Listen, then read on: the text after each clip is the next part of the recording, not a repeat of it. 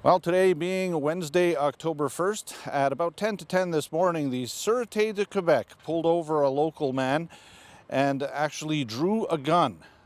Now, this is causing concern, of course, among the peacekeepers because, first of all, just the fact that the man was stopped went against the protocols. We'll talk about those protocols and the incident that is in question today.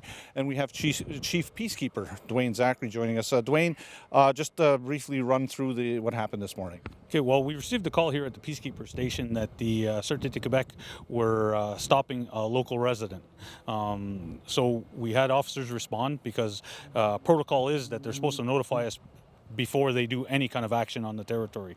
And for something as small as a traffic infraction, they don't usually make those stops at all. They usually contact us.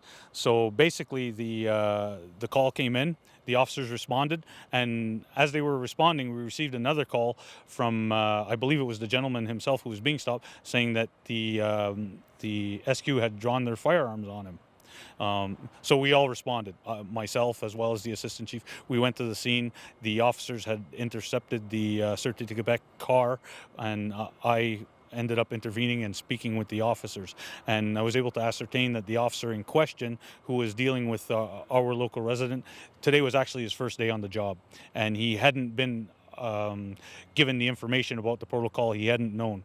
So I spoke to SQ headquarters. I spoke to one of the officers in charge, and they assured me that today this officer would be made aware of the situation, that it was an isolated incident. They're not condoning it as well, and that they're going to be working with us to make sure that things go well in the future.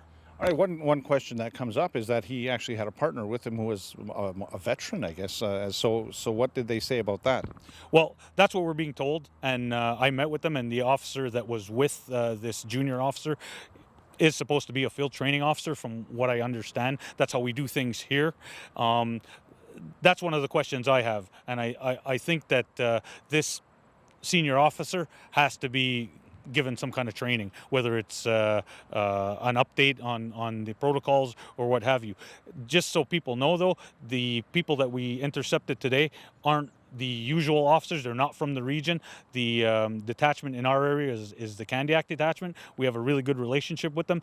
They don't come on the territory. They always notify us if they have to go through, to go over the bridge, that type of thing. This detachment is from on the other side of the Mercier Bridge. All right. Of course, concerns anytime a gun is drawn, and just some discussion on that. Is it the protocol? Was there a chase that happened here? Is there anything you can tell us? Well, I had the opportunity to speak to the officer, and from his version of what occurred, there was no chase. He said that he felt threatened. I asked him why he felt threatened. He kind of went into the details a little bit, but we also have the version from the person who was being stopped. They came here, they wrote a statement. We're going to investigate the situation, and maybe there's more to this than what he said, because you have to remember too that at this point the officer said that today was his first day on the job, and it's a concern for me, and I voiced my concern with his superiors that if this is the way he reacts to every situation, they should really look into the person they hired. So you spoke actually with superiors, and there is a liaison that you have on a normal basis. Are these the people you actually spoke to today? No, actually, I spoke to the person who's in charge of this area, okay, on the Rive Sud side. I spoke to him, and he talked to the commanding officer of the detachment where this officer is from. So that they said that they were going to be calling them in off the road. They were going to educate them on the protocol that we have, because they said at this point they hadn't yet. And I guess they didn't expect him to come to this area. The car that they were issued, is one of those specialty cars that has a plate reader on it. They said that there was an issue with the vehicle. When we looked into it, it's a matter of somebody having an unpaid driver's license. I don't think that it's an issue where a firearm should have been drawn. I mean, but I'm only looking at it from my perspective and my side of the story. There are two sides to this issue, and we want to get to the bottom of it. You got to understand that there are reasons, I guess, for the other forces to come to Kahnawake. Now, the protocol states that And our protocols are made with the RCMP and the Surete du Quebec. We don't have protocols with other forces at this moment. I am in the process of developing protocols with, for example, the Montreal Police, you know, and I'd like to develop one with Roussillon Police as well as Chateauguay. But at this particular moment, it's with the RCMP and the Surete du Quebec. And the protocols say that if there are any reasons that they need to come to this territory to do any kind of operation, they need to contact us first. We need to be aware of the situation. We need to be aware of their movements here. Okay, but from time to time, yes, there have been officers from other forces that have come here, and they all claim that they don't know anything about the protocol. And for the most part, they're not from the two police forces that I've mentioned, so we don't have a protocol with them. And we try to develop one with every force that comes here. Now, your question talked about closing the file on these areas.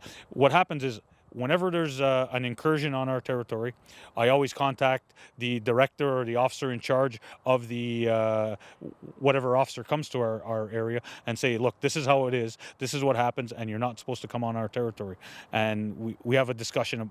Usually it's a long discussion, and they understand the reasons why we don't want people coming to our territory without notifying the Kahnawake Peacekeepers first. And for the most part, they stop. Now, do they stop totally? No, because we still have incidents that happen to this day. Take, for example, today. There are reasons why. And the superior officer in this particular case told me that they were not educated on the protocol. And they're about to do that. Final question. The young man who was involved, he had a gun pulled on him. That's never a nice thing. How's he at this point? Was he the only one in the car, and is he okay? Well, I didn't have the occasion to speak to him, but he spoke to our officers. Our officers took a statement from him. He's shaken up from it, obviously. He had a young child in the vehicle with him, you know, so, I mean, it's understandable that he's upset about it. We took a statement from him because we're going to look into it, and we're going to see if in the investigation more can be done.